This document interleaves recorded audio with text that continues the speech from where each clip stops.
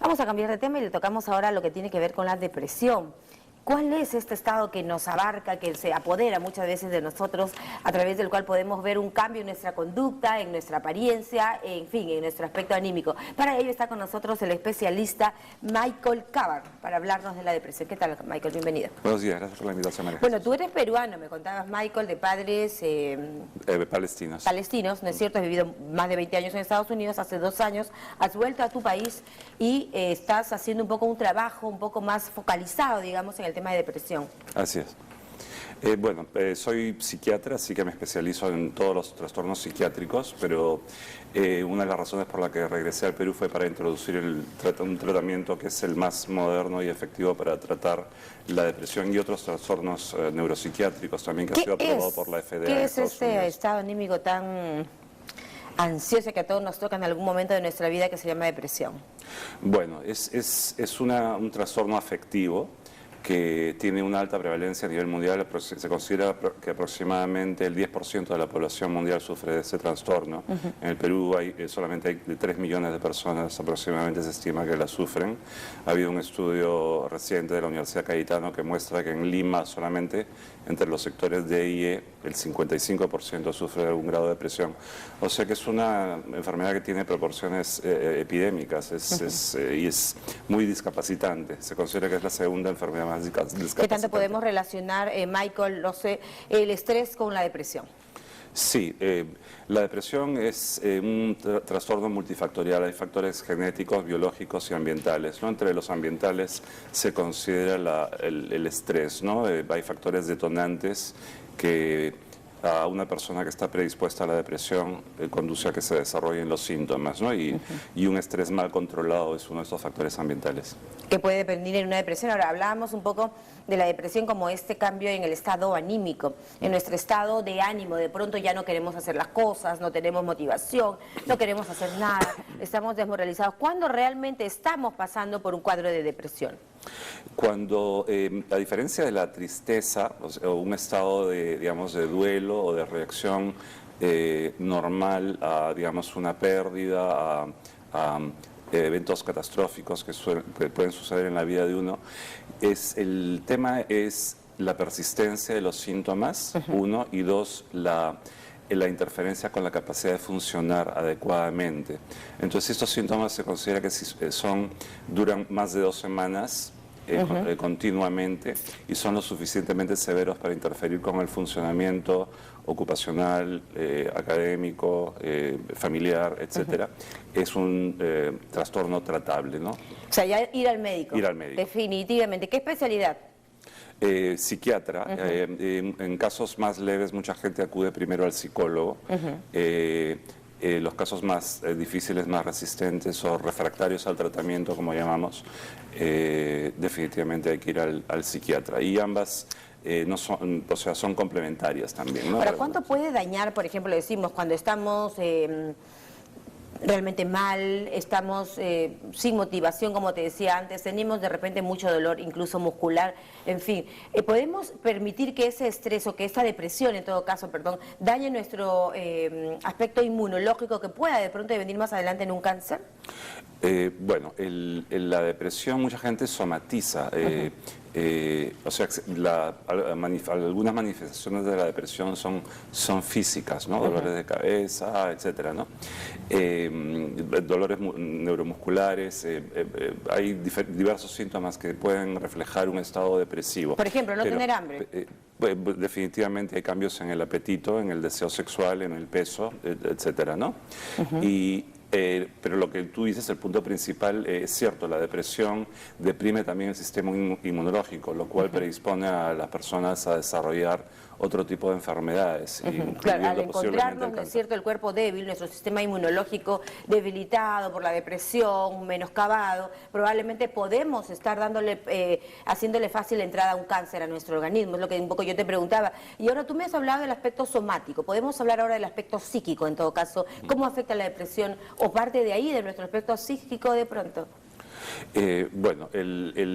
Por definición, la depresión incluye tristeza, falta de energía, cambios, como decías, en el apetito, en el sueño, cambios de peso, desesperanza, irritabilidad, problemas en la atención, concentración, memoria, cambios en el deseo sexual, tendencia a aislarse, a disminuir, digamos, el nivel de interacción social, el contacto, los casos más severos, conductas autodestructivas como uso de alcohol, drogas y ideación suicida, ¿no? Que es ya un síntoma ominoso de la depresión. No sé si es mucho pedirte, Michael, ¿verdad? Cabar, preguntarte un poco, pasar un poco revista por los tipos distintos de depresión. Por ejemplo, la depresión en un niño, la depresión en un adolescente se manifiesta diferente a la depresión en un adulto mayor. Cuéntanos un poquito de diferencia en las edades, estos estadios de depresión que podemos apreciar. Claro. Sí, la depresión se puede presentar en las diferentes etapas de la vida, incluyendo en el embarazo, en el posparto, que es bastante frecuente. Y en cada etapa de la vida, digamos, los detonantes, los factores precipitantes, digamos, varían, ¿no? ¿Cuándo nos damos cuenta que un niño está en depresión? Un niño, una primera infancia, digamos. En los niños la depresión se presenta diferente. Generalmente es con... los niños no son capaces, digamos, de verbalizar como un adulto, cómo se sienten necesariamente. Entonces se manifiesta muchas veces en problemas conductuales, problemas con la performance en el colegio, no quieren ir al colegio, sus notas son malas, ese tipo de cosas. Grita, ¿no? rabietas, tira las cosas. Exactamente. Entonces la gente a veces no sabe cómo, o los padres no saben cómo interpretar eso, pero en muchos casos... Ir al golpe, la peor receta. ¿Perdón? Ir al golpe, me refiero a los padres, ¿no? Sí, para pues, que nuestros amigos televidentes entiendan claro este mensaje. La peor receta, digo. Sí, claro. El tema es que los padres tienen que entender que hay algo que está pasando mal con el niño y llevarlo por lo menos para una evaluación psicológica, para tener una mejor idea, ¿no? ¿Qué consejo le daríamos a un padre de familia que está con la etapa, creo, más compleja del ser humano? No sé, tú me dirás, que es la adolescencia y el chico está depresivo. ¿Qué conductas tendría que manifestar para darse cuenta que necesita ayuda? Los adolescentes tienden a presentar digamos, una forma de depresión más típica, digamos, ¿no? Que revelan tristeza, también aislamiento social, problemas de conducta de interacción social. Hay muchos factores que hacen que los adolescentes sean vulnerables a la depresión. Hay mucha presión social por conformar al grupo, no ser diferente, digamos, hay mucho factor del bullying, ¿no? Sí. Es una etapa en la vida en que hay una necesidad fuerte de ser aceptados y cuando se sienten diferentes, marginados o están, digamos, tienen inseguridades sobre su aspecto físico, temas de autoestima, eso los predispone a la depresión. Ahora, mencionaste lo del bullying y realmente te agradezco muchísimo que lo hayas mencionado porque está de moda y viene dañando a cuántas criaturas, a cuántos jóvenes, a cuántos hogares realmente. ¿Qué hacer? ¿Qué consejo nos darías aquí para evitar esta depresión? Digamos, ¿te refieres a depresión causada por el bullying? Digamos, bueno, es un tema complejo que siempre ha existido, pero por alguna razón ahora hay más conciencia del tema, ¿no? En las redes sociales o los medios de comunicación han enfatizado un poco más el tema porque las consecuencias en los últimos años han tendido a ser más severas, ¿no? Han conducido a suicidios de adolescentes. Entonces, es una intervención multimodal, ¿no? A nivel de padres, a nivel escolar y con los mismos niños, ¿no? Definitivamente se tiene que tomar medidas para que en los colegios, por ejemplo, que no se permita ningún tipo de abuso físico ni psicológico a los niños. Tiene que haber más estructura, más disciplina, más orden, más consecuencias a los perpetradores de este bullying. Exacto, y probablemente más comunicación en el hogar, porque tengo la impresión que un niño que se siente bien sentado, con las bases bien sentadas en su casa, de amarlo, de protegerlo, de tener autoestima, de tomarlo en cuenta y de respetarlo, es un niño que no se va a permitir un bullying. ¿Qué opinas tú de esto? Es cierto, si la persona, el adolescente, digamos, tiene un hogar más estructurado y tiene, digamos, la manera de crianza, digamos, que los padres le dan la estructura, el apoyo emocional. Eso produce en niños con mayor autoestima, que son un poco más seguros de sí mismos y que están en una mejor posición de defenderse del bullying o de reportarlo. Psicológica. Ahora, vemos que, por ejemplo, nos invaden las recetas, sobre todo con fármacos, ¿no es cierto? Ya sea para los adolescentes, para los adultos, un adulto que de pronto pierde el trabajo, le empieza a ir mal, en fin. Y vemos toda nuestra casa, nuestra receta, nuestro día a día atiborrado de fármacos. Tú nos traes una especie de iniciativa nueva para cambiar esto. ¿De qué se trata? Así es.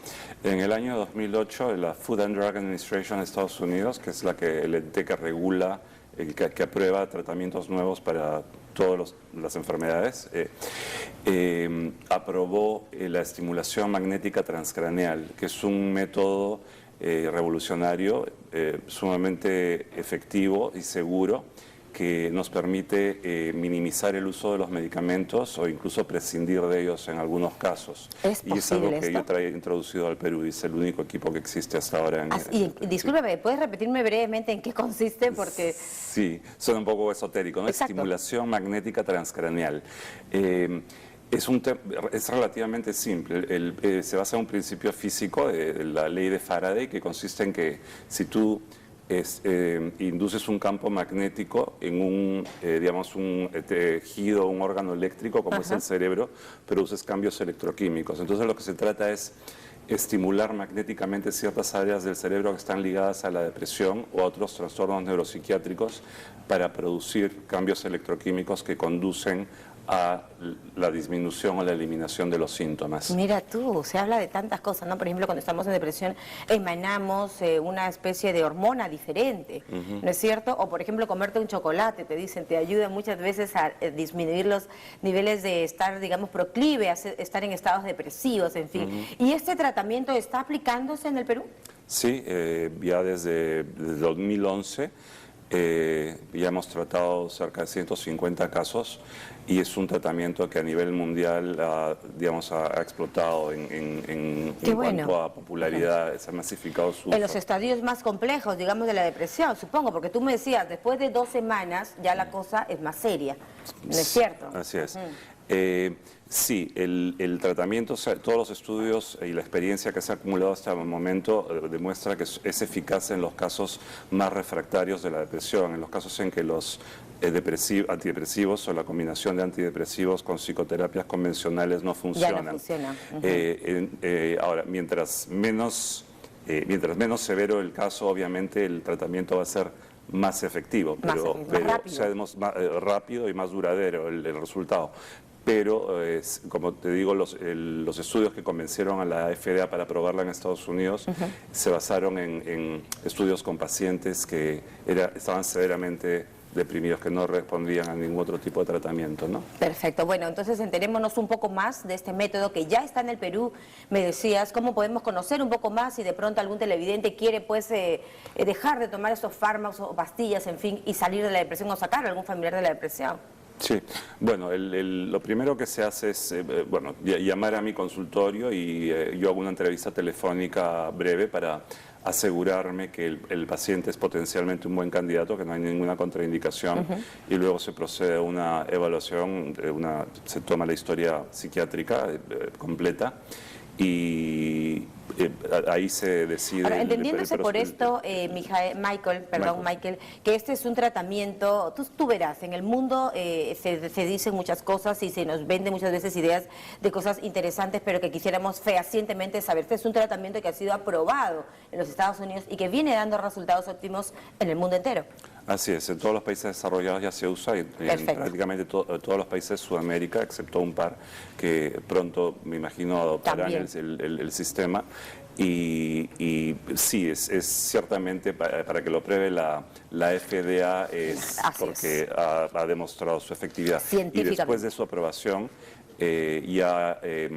como te decía, se ha masificado su uso, entonces tenemos mucha más experiencia con el uso de este método y cada vez se va perfeccionando más y hemos llegado a la conclusión que Ahora, es el una tema es el funcionalidad. aspecto adquisitivo, ¿no es muy caro el tratamiento? No, si se toma en cuenta que es el costo-beneficio, los medicamentos en el Perú lamentablemente son uno de los más caros del mundo, porque Del mundo. La industria farmacéutica no está muy bien regulada, así que si uno toma en cuenta, un paciente típico viene a mí tomando 2, 3 tipos diferentes de medicamentos, y un número X de pastillas, esos 2, Exacto. 3 medicamentos. Aquí no hay fármacos. Muy bien. ¿Cómo te encontramos? ¿Alguna página web? Bueno, que queden claro que no en todos los casos se puede prescindir de los fármacos, pero se minimiza el uso o se puede utilizar los fármacos a una dosis mínima como mantenimiento, ¿no? En Perfecto. algunos casos es necesario No eso. depender tanto pues, de las pastillas. Muy bien. Exactamente. Página web finalmente. Bueno, la página web es www.inelperu.com. INEL es la sigla de Instituto de Neuroestimulación de Lima, así que es www.inelperu.com.